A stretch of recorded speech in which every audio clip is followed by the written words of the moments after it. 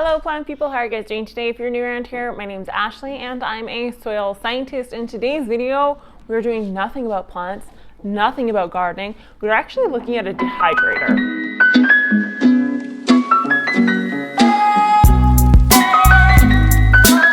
Now this seems off and odd for me, but I do think food prep in general is important. Whether you are a houseplant person or a gardener. If you're a gardener, you're probably running out of ideas what to do with your produce, your root veg, your herbs, for example. And dehydrator is kind of a great place to start. Now, I didn't have a dehydrator for the first 8 years of gardening. This is my first dehydrator I've ever gotten. And then we got another one as a wedding present. So I now have two, which is I'm totally okay with because we are hunters in this family. And before I was doing jerky and pepperoni sticks all in the oven. And doing jerky in the oven, if you aren't familiar, without the proper trays and stuff, is a nightmare. So the dehydrator makes this a lot easier. So the main purpose is meat for our house, but also then herbs and preserving herbs and things like that. So because I mean, the herbs in the store they never taste as good as the stuff indoors. Same with tea leaves and making homemade teas and stuff. Your own is the best. Foraging, I like to do that sort of thing, all that fun stuff. So I got a dehydrator. Now this one's the Amazon one. And I thought of doing a comparison of the Cabela's and the Amazon. And this is just $100 Amazon one. I think in the US it's $75. I have a 15% discount code for this guy. Fun fact, if I ever show anything on my channel, I always ask the company that I'm purchasing from, because I'm gonna use it for myself anyways, if I can have a discount code, because I'm going to put it on a YouTube video. And it just, I don't get anything from it, but it gives you guys a little bit of a deal. So I do have a 15% discount code. I'll leave that down in the description below for this guy. So he has a 5-tray mechanism. The reviews are really good. So it basically says it's easy for cleaning, the results are good, and it's not too bulky, it's not too heavy. Just overall, the reviews came across as good for $100. So it has like 4 stars out of 5, which is crazy considering like how expensive dehydrators can get. Now I officially have 2 5-tray dehydrators. One's a little bit more expensive than this one. The Cabela's one I think is like maybe $50 more. I don't know if I got the right size dehydrator. Like I said, I have no idea how these work. I've never tried them before.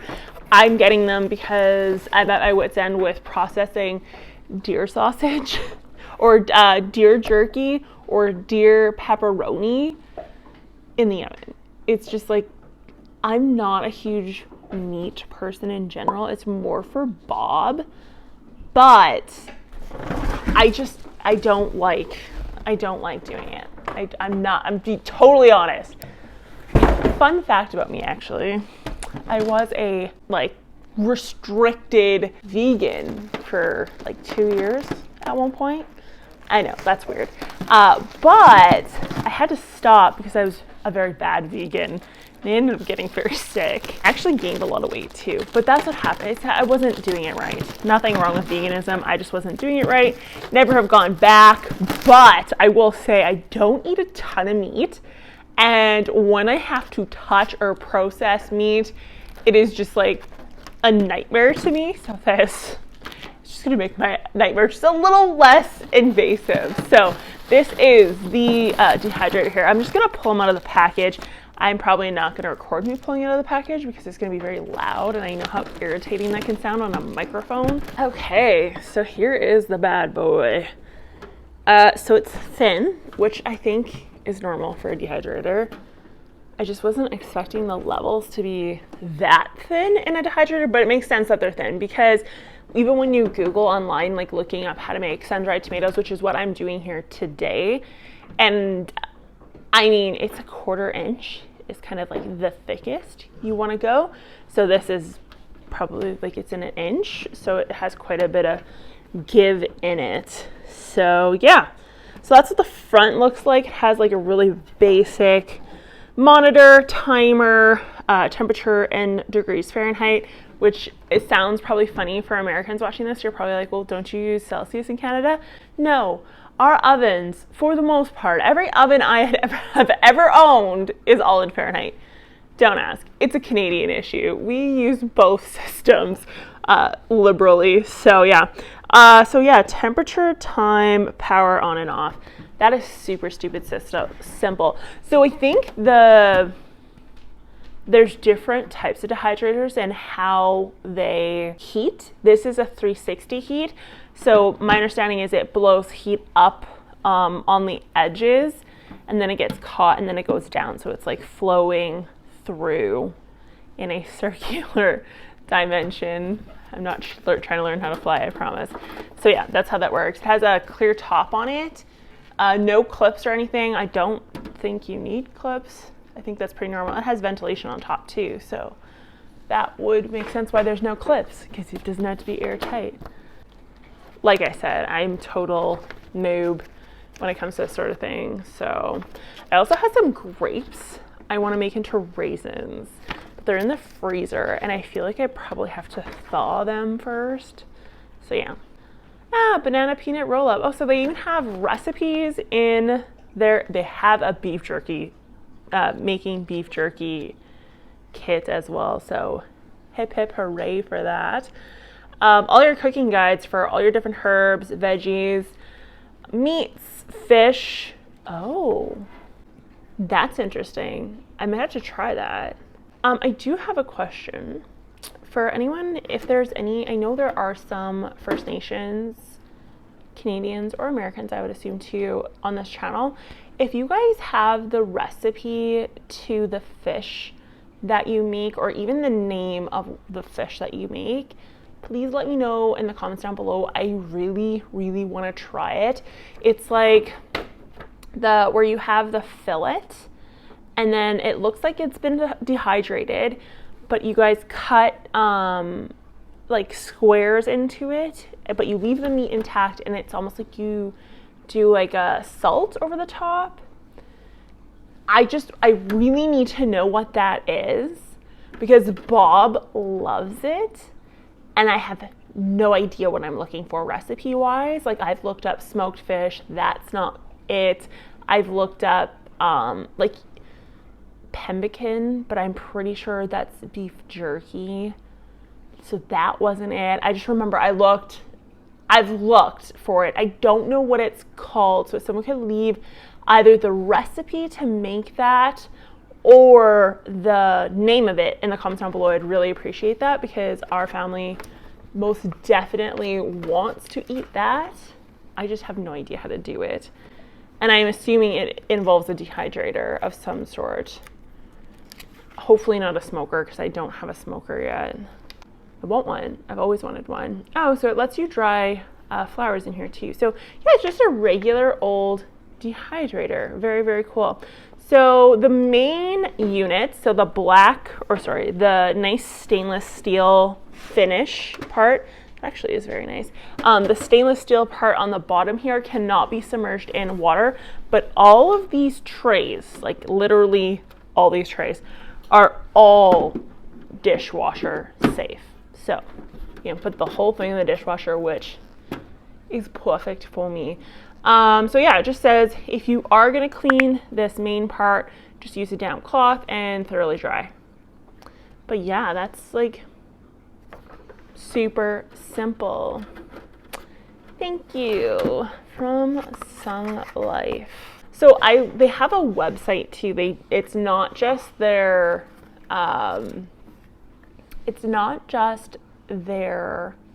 Amazon.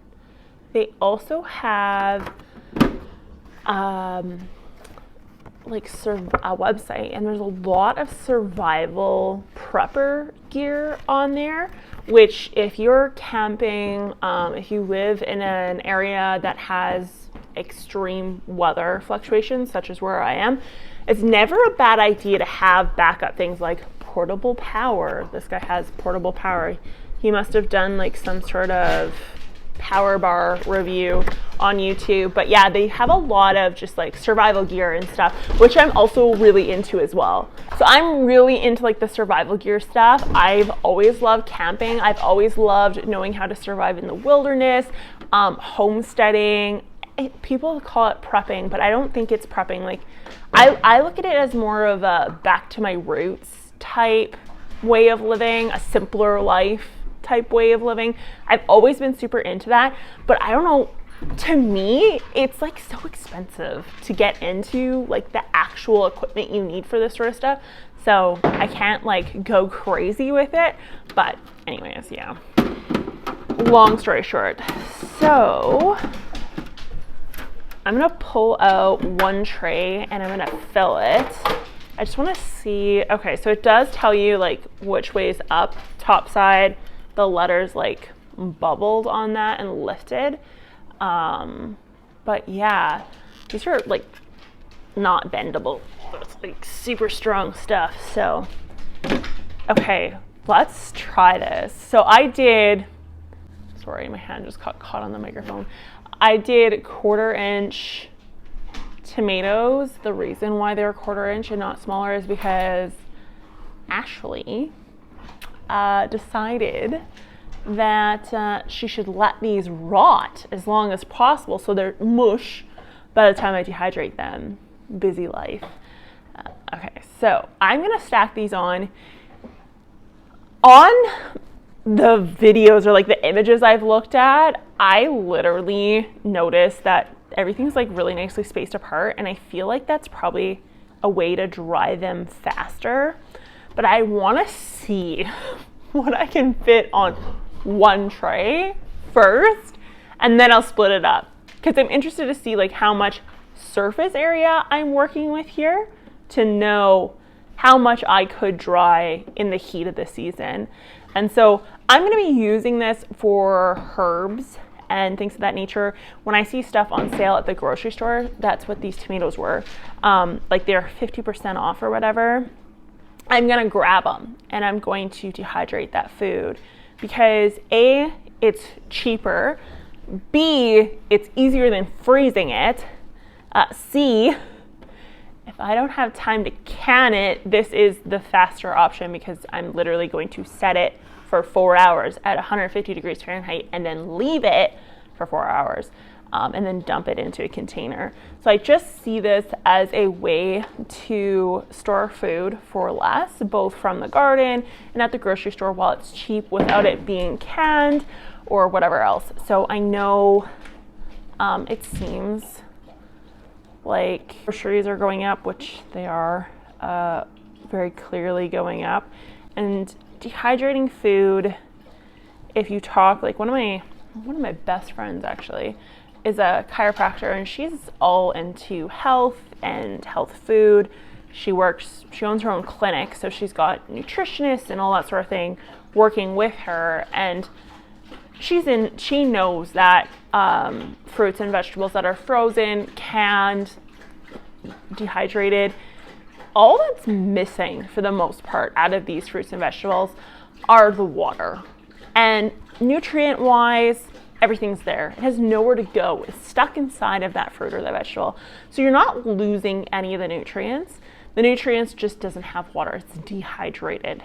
And in a lot of cases, if you are buying frozen fruits and vegetables, those ones are the ones that were picked at peak ripeness. They didn't have to be picked early. They didn't have to be picked before they were even ripe. They were picked at the time they had to be. So that's kind of cool. Okay, this fit 8 Roma tomatoes on one tray. I literally have like 2 pieces left on my tray. This one and this one. So that's pretty good. What I'm going to do is I think I'm going to spread it out and see if I can speed up the dehydration process if I like spread them out on the trays. I wonder if you had to keep these in order, because I definitely just took it out of order. No, you can put these trays in any order you want. Yay. That's convenient for me. Otherwise I'd be sitting there trying to figure it out. Okay, so how much do I spread these out? Does this mean it's gonna dehydrate faster? You guys should let me know in the comments down below if that means I don't have to run it as long. I guess we'll find out if I come back to like sawdust. Okay, this is what I'm gonna do. I don't know if this is a good choice or not. That's the question of the day. Yeah, literally the trays can go in any order. I just put the tray I just filled, which was the top tray initially, on the very bottom. And it all fits together really nicely. Okay, that one's like not a 1/4 inch. Nowhere near a 1/4 inch. Okay. Let's really spread these out. Should I even spread them out against the lower? That's what I'm gonna do. So the lower tray, I'm gonna go in between every single tomato on even the lower tray. This is like how a scientist's brain works. It's like, how can I mathematically make this the best scenario? It's ADHD brain on roids. Okay. Yeah, and then I'll put these between. So then there's like a ton of airflow. Because it's just gonna go up in between all these little sections. My top 2 trays have nothing in them. I mean, I still put all the trays together and then put the top on, or do I just put the top on? Okay. Question for you guys.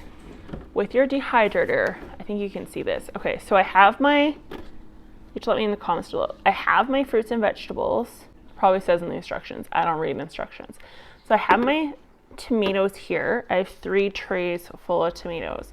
I have 2 extras of just these, which won't have any tomato on it. Do I put these trays on and then put the top on? Or do I take these 2 trays out and put the top on this one? My brain's telling me I have less air to heat if I remove these 2 trays and just put the top on this one. But if I put these 2 trays here, I have more air to heat. So theoretically, it's going to take longer to heat the air within this space. Right? Right. Watch me burn these. We're gonna try without these because my brain's telling me that this is the most efficient way to make this happen. These 2 trays don't matter. I can be totally making that up. Okay, let's turn this thing on, see what happens. See how long the cord is. This is always an issue for me. Plugins, high demand in this house. When you have grow lights and stuff, it's high demand. It'll blow people's mind how many octopus plugs they have in this house. Okay. Ta-da-da! It's like behind me, but not. So the cord is only like 3 feet. But this would be on a counter. It shouldn't be on a kitchen table beside guns, plants, and a cat post. This is just the place we had to film because the light is convenient at this point. And I had to wear my glasses because I can't see the buttons without my glasses. And if I use a ring light or I use the plant room, like my grow light setup, with my glasses on, it drives you guys insane. You guys have commented on that before because it like reflects off my glasses. You could probably see through my glasses right now. I'm sorry, I apologize. It's life, okay? I'm blind. All right. So let's have light. Oh, a fan is turning. Okay. So it automatically went to 558, but I actually only need 550. Oh, it only goes 558, 549. Okay, we'll go 549, I guess. Timer, 12 hours, no. I need 4, according to Google. Oh, okay, so I just shut it off. Okay, don't press power after you set everything. Okay, so I'm setting it. I'm gonna put it at temperature. Oh, what am I doing? No, temp. Oh, there we go. Okay. 149 time, not 12 hours. I want 4 hours. Okay. I'm gonna put this down and see if that stops flashing. Oh, it did stop flashing as soon as I said that. Ta-da! Okay, so it has that warm plastic smell to it. And I smell tomatoes now, but it had the warm plastic smell to it. And I find that this happens. Ooh, that's a lot of heat coming out of there. It hasn't even been running that long. My, oh my. Anyways, I had this issue. I don't normally buy stuff for myself, like ever. But with the wedding, I got lots of stuff because I didn't ask for gifts. Like we didn't ask for anything. People just brought stuff for us, which is very nice, very kind. And I got a lot of like home stuff. Anyways, my Active Fryer, I think it's called. It's made by the Instapot guys. That smelled like burnt plastic. My Cabela's thing had like that plasticky smell when I first started it up. I don't know if I have like a super sensitive sniffer or what, but yeah. Okay, so it's literally, I'm gonna show you guys how it's doing this. Taking off my 4-hour time here, but it's like a white disc. It kind of looks like a dishwasher plug. And it literally just like evenly disperses air out of this going parallel. And then it must hit or deflect off this plastic here. And then it shoots up into the trays because the sides of the trays are really quite airlocked. It's just the top of the tray that has like 4 little slits on it. So it doesn't, so when I have it like this, it doesn't feel like it's throwing off that much heat because it's obviously throwing it out into the area around me. But as soon as I put this top on and it's forced to come out of like these little holes, it is much more, my table's uneven. I have a river rock table. There's like rocks going through the center with like epoxy. Anyways, it's not even. It's homemade, but it's not even because of the rocks. So yeah, out of these 4 little hole areas, there's actually quite a bit of heat. So let's leave this for 4 hours. I'm going to continue cleaning my house and I'll check back with you guys and let you guys know what happens. Okay, so this here is the end result. As you can see, everything is well done. I'm doing a sun-dried tomato version here. If I wanted more of a tomato powder, I'd have to go for a little bit longer. I'm debating whether or not I should have used Spam though, just to reduce stickiness. If you guys did enjoy this video, be sure to give it a thumbs up. Let me know in the comments down below if you dehydrate or how exactly you preserve your foods. List all the methods. I'd be interested in hearing what you guys do use. Because I'm always looking for new ideas. And if you guys want to grab this Sunglife Dehydrator that is very cost effective, then be sure to use the code down below. I don't get anything if you use the code, it's just for you. It's 15% off, I believe, for this bad boy. I will also put the links down below. And yeah. I want to thank you guys so much for watching, and I will talk to you guys next time. Bye.